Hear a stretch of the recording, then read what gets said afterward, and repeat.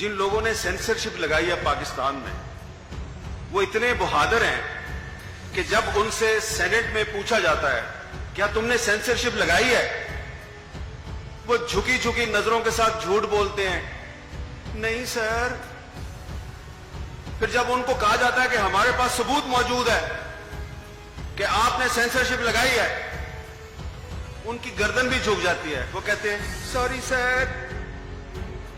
अब आप अंदाजा लगाएं कि this is the huge embarrassment of the state of Pakistan which claims that we are a nuclear power. They don't have the moral courage to accept that yes we have imposed censorship. तो वो पाकिस्तान के इदारे जिन्होंने censorship लगाई है, उन्होंने इस रियासत की नजरें भी झुका दी हैं, इस रियासत की गर्दन भी झुका दी है। उनमें इतनी इखलाकी जुर्रत नहीं है कि वो माने कि हां हमने सेंसरशिप लगाई है। तो ये कहां की हुबुल वतनी है, ये कहां की पैट्रियोटिज्म है। पहले जब इन्होंने आसिफ जरदारी साहब पर पाबंदी लगाई तो हमने कहा ये आपने पाबंदी क्यों लगाई है? They said we cannot allow the coverage of Asif Ali Zardari because he is under trial. फिर इन्होंने मरियम नवाज पर पाबंदी लगा दी। हमने पूछा क्यों लगाई है? कहते हैं we cannot allow the coverage of Maryam Nawaz because she is convicted. अब मौलाना फजलुर रहमान पर पाबंदी लगा दी है। तो अब कहते हैं कि जी हमारे पास कोई एक्सप्लेनेशन नहीं है, बस आप उसकी कवरेज ना करें। वो एक रियासत के लिए थ्रेट है। जिन लोगों ने मौलाना फजलुर रहमान पर पाबंदी लगाई है, उन्होंने स्टीवन बटलर को एक्सपेल किया है। And all these people they are, this is, you may disagree with me, they are enemies of Pakistan. They are enemies of Pakistan. They are violating the constitution of Pakistan because they are violating article 19। इससे बड़ी पाकिस्तान के साथ दुश्मनी कोई नहीं हो सकती कि इस वक्त जो कुछ मोदी कश्मीर में मीडिया के साथ कर रहा है, और हम कहते हैं कि मोदी कश्मीर के मीडिया पे सेंसरशिप लगा रहा है, बहुत गलत कर रहा है। तो आप मोदी के रास्ते पे चलते हुए पाकिस्तानी मीडिया पर आप पाबंदियां लगा रहे हैं। आप मोदी के सबसे बड़े फॉलोअर हैं जिन्होंने स्टीवन बटलर पर पाबंदी लगाई है। मैं ज्यादा लंबी बात नहीं करता, मैं सिर्फ ये कहूंगा कि सॉरी टू से, जिस मुल्क की अदलिया आजाद ना हो, जिस मुल्क की पार्लियामेंट आजाद ना हो, उस मुल्क का मीडिया भी आजाद नहीं हो सकता।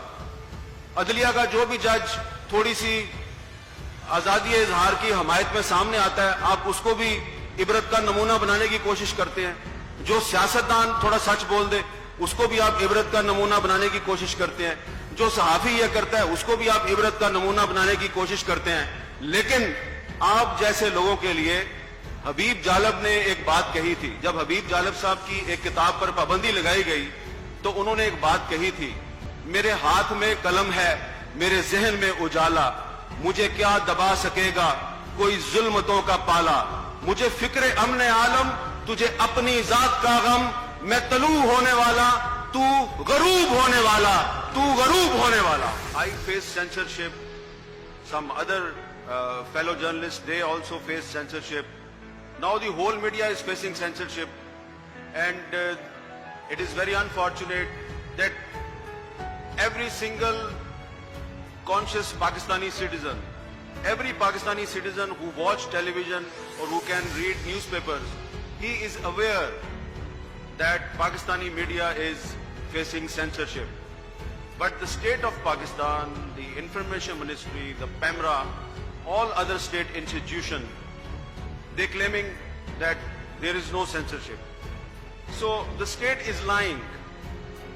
रियासत झूठ बोल रही है।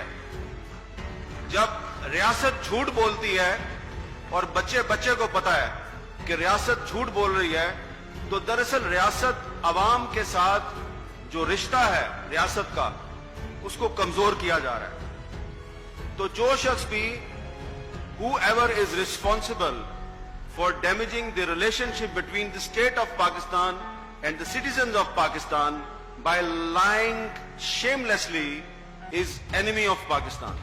मैं ये बार बार बात इसलिए कह रहा हूं कि हमें कहा जाता है कि पाकिस्तान के नेशनल इंटरेस्ट में फलां पॉलिटिशियन पर बैन लगा दो, फलां पॉलिटिशियन पर बैन लगा दो, फलां जज का जो केस चल रहा है उसकी कवरेज ना करो, उसकी रिपोर्ट भी ना करो, क्योंकि ये भी नेशनल इंटरेस्ट में नहीं है।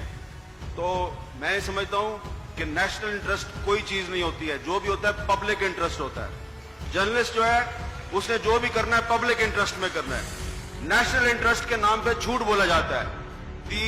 The state of Pakistan and the state of India and all other states, they always speak lies in the name of national interest.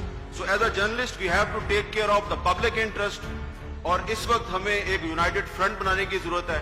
Journalist अकेले ये लड़ाई नहीं लड़ सकते, जर्नलिस्ट के साथ लॉयर को शामिल होना पड़ेगा, पॉलिटिकल पार्टीज को शामिल होना पड़ेगा, तमाम ह्यूमन राइट्स ऑर्गेनाइजेशंस को शामिल होना पड़ेगा, जैसे कि मुशर्रफ के दौर में आपने अच्छा रिमाइंड करवाया। So if we can defeat a powerful dictator like Musharraf, we can also defeat some fake democratic political governments. Read the judgment of the 2 Supreme Court judges in Faizabad Dharna case. तो वो जो फैजाबाद धरना case में जो judgement है उसमें सारी बात आपको समझ आ जाती है। जो काम मीडिया को करना चाहिए था वो सुप्रीम कोर्ट ने कर दिया, चलिए अच्छी बात है, कर दी। लेकिन अब अगर उन्होंने कर दिया है तो जो बात मैंने आपको कहने की कोशिश की इस वकील दोस्त को कि ना तो मीडिया उसको रिपोर्ट कर सकता है प्रॉपरली, ना ही लॉयर्स कम्युनिटी उस तरीके से यूनाइट होकर सामने आई है जिस तरह उसको आना चाहिए था, और पॉलिटिकल पार्टीज तो वैसे ही उस पर खामोश हैं, और खामोशी की वजह से बहुत से फायदे भी उठाते हैं बहुत बड़े बड़े लीडर। तो अगर आपने खामोशी करके सौदेबाजी करनी है, so it is very easy. So I think that we challenged dictator Musharraf in 2007 when he imposed emergency, when he suspended the constitution of Pakistan. So how we defeated him? Because we were united. So today we need a united front. That's what I'm trying to tell you. अगर हम unite हो जाएंगे और सिर्फ हम आपपरा चौक में या Regal चौक लाहौर में वो फैजाबाद धरना केस की जजमेंट को पैरा बाई पैरा पढ़ना शुरू कर दें तो इनके पल्ले कुछ नहीं रहेगा। लेकिन इसके लिए जुर्रत की जरूरत है। आप अपने आप से पूछिए क्या आप में ये जुर्रत है? मैंने तो जो बोल दिया है ये आप बाहर जाके बोलने के लिए तैयार हैं? ये अपने आप से पूछिए। अगर जवाब हाँ में है तो आप जीत जाएंगे, अगर जवाब ना में है तो अनु होर छितर पहनगे। YouTube पर गूगली न्यूज देखने के लिए youtube.com की सर्च बार में गूगली न्यूज टीवी टाइप करें। गूगली न्यूज के पेज पर सुर्ख रंग के सब्सक्रिप्शन वाले बटन पर क्लिक करना ना भूलिए। YouTube पेज पर अपलोड होने वाली वीडियोस से बाखबर रहने के लिए बेल आइकन पर क्लिक कीजिए। आपको हर नई वीडियो के बारे में नोटिफिकेशन मौसूल हो जाएगा।